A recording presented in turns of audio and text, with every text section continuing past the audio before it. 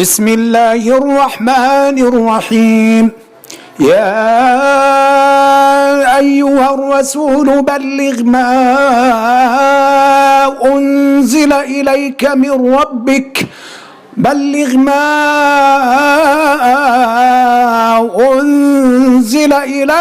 من ربك وإن لم تفعل فما بلغت رسالته والله يعصمك من الناس إن الله لا يهدي القوم الكافرين. قل يا أهل الكتاب لستم على شيء حتى تقيموا التوراة والإنجيل وما أنزل إليكم من ربكم وليزيدن كثيرا منهم ما أنزل إليك من ربك طغيانا وكفرا فلا تأس على القوم الكافرين. إن الذين آمنوا والذين هادوا والصابئون والنصارى من آمن بالله واليوم الآخر وعمل صالحا فلا خوف عليهم ولا هم يحزنون. لقد أخذ الله ميثاق بني إسرائيل وأرسلنا إليهم رسلا كلما جاءهم رسول بما لا تهوى أنفسهم فريقا كذبوا وفريقا يقتلون وحسبوا ألا تكون فتنة فعموا وصموا ثم تاب الله عليهم ثم عموا وصموا كثير منهم والله بصير بما يعملون. لقد كفر الذين قالوا إن الله هو المسيح ابن مريم وقال المسيح يا بني إسرائيل اعبدوا الله ربي وربكم إنه من يشرك بالله فقد حرم الله عليه الجنة ومأواه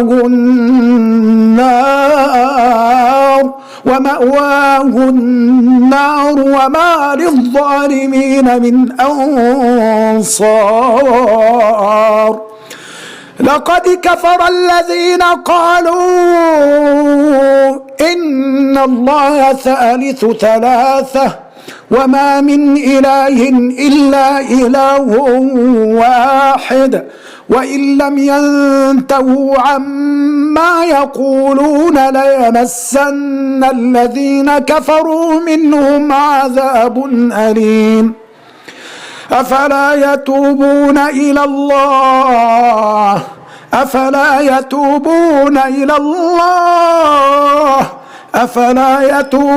إلى الله ويستغفرونه والله غفور رحيم. ما المسيح ابن مريم إلا رسول قد خلت من قبله الرسل وأمه صديقة كانا يأكلان الطعام انظر كيف نبين لهم الآيات ثم انظر أنى يؤفكون. قل أتعبدون من دون الله ما لا يملك لكم ضرا ولا نفعا والله هو السميع العليم. قل يا أهل الكتاب لا تغلوا في دينكم غير الحق ولا تتبعوا أهواء قوم قد ضلوا من قبل وأضلوا كثيرا وضلوا عن سواء السبيل. لعن الذين كفروا من بني إسرائيل على لسان داود وعيسى بن مريم ذلك بما عصوا وكانوا يعتدون.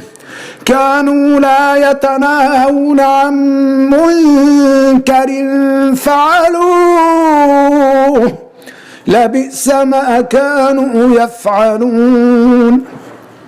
ترى كثيرا منهم يتولون الذين كفروا لبئس ما قدمت لهم أنفسهم أن سخط الله عليهم وفي العذاب هم خالدون.